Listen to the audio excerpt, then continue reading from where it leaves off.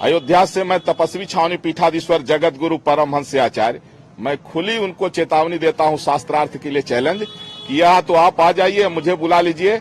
यह जो प्राण प्रतिष्ठा हो रही है वैदिक विधि से हो रही है, बड़े बड़े ऋषियों मुनियों और विद्वानों के द्वारा जो है तो वैदिक विधि का ध्यान रखते हुए 22 जनवरी को सुनिश्चित किया गया है। मर्यादा पुरुषोत्तम भगवान श्री रामलला के दिव्य भव्य प्राण प्रतिष्ठा महोत्सव का कार्यक्रम 22 जनवरी को सुनिश्चित किया गया है।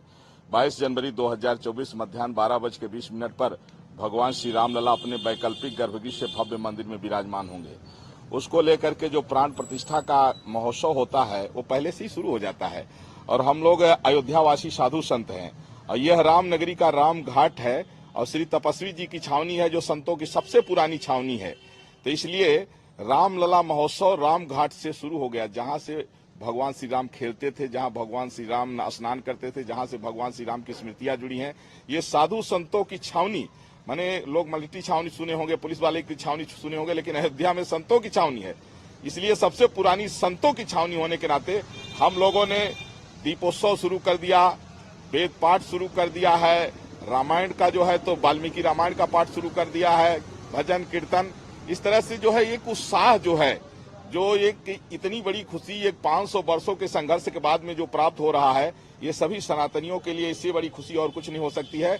इसलिए हम साधु संतों की ओर से श्री रामलला प्राण प्रतिष्ठा महोत्सव का शुभारंभ हो गया है। हम लोग दिवाली मना रहे हैं, प्रत्येक दिन अनुष्ठान चल रहा है और 22 जनवरी को और भव्य तरीके से किया जाएगा। और वैसे तो हमने जो है जैसे पूजन में क्या होता है, धूप दीप नैवेद्य, तो दिवाली मतलब दिया से ही दिवाली होती है, तो दीपक जलना तो शुरू हो गया है और प्राण प्रतिष्ठा के लिए एक इतना बड़ा दीपक मैंने बनवाया है जो विश्व में आज तक न कोई बनवा पाया है न भविष्य में कोई बनवा पाएगा। 300 फीट का दीपक, उसको भी जो है नवमी तिथि 19 जनवरी को सायं 6 बजे प्रज्वलित किया जाएगा।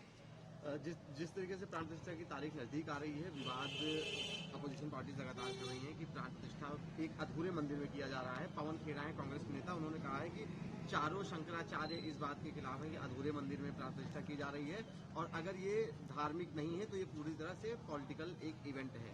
देखिए, जिनको शास्त्रों का ज्ञान नहीं है उनको तो मैं नहीं कह सकता हूं, लेकिन जिनको शास्त्रों का थोड़ा बहुत ज्ञान हो, अयोध्या से मैं तपस्वी छावनी पीठाधीश्वर जगत गुरु परमहंस आचार्य मैं खुली उनको चेतावनी देता हूं शास्त्रार्थ के लिए चैलेंज कि या तो आप आ जाइए, मुझे बुला लीजिए।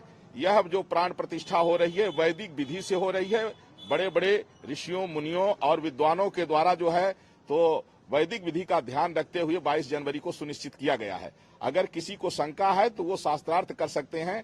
हाँ, अगर किसी खुन्नस बस या मान लीजिए कहीं से राजनीति से प्रेरित होकर के कोई बयान दे रहे हैं तो वो अलग बात है, लेकिन यहाँ जो कुछ भी हो रहा है सब शास्त्र सम्मत है। कांग्रेस नेता दिग्विजय सिंह के भाई हैं लक्ष्मण सिंह, उन्होंने कहा है कि जिन्होंने राम के लिए लड़ाई की है वो ये तय करें कि उन्हें जाना है नहीं जाना है, और जहां तक इनविटेशन आने का सवाल है तो इसको अस्वीकार करने का कोई मतलब नहीं है।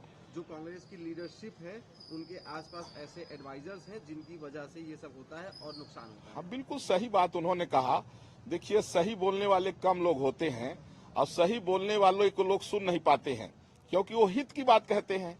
अब भगवान श्री राम भाई भाजपा का विरोध करते करते लोग जो है तो राष्ट्र का विरोध करने लग गए, अब राम के विरोध पर उतर गए हैं। ये तो विनाश काले विपरीत बुद्धि की बात है ना कि जब आदमी कहते हैं जब नाश मनुष्य पर छाता है तो पहले विवेक मर जाता है।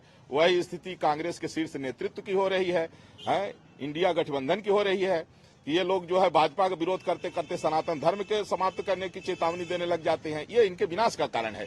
तो मैं तो जो लोग अच्छे लोग हैं, कोई भी हो, किसी पार्टी में हो, कोई भी हो, जो अच्छे लोग हैं उनका स्वागत है और जिनको राम विरोधी जो बन गए हैं मैं भगवान से प्रार्थना करता हूं कि उनको सद्बुद्धि आए, उनका भी कल्याण हो।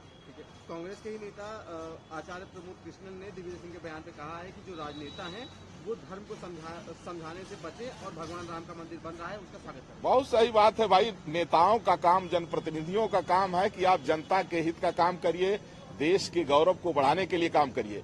अब आपने धर्मशास्त्र पढ़ा नहीं, आपको न ऋग्वेद का ज्ञान है, न सामवेद का ज्ञान है, न अथर्ववेद का ज्ञान है, न यजुर्वेद का ज्ञान है।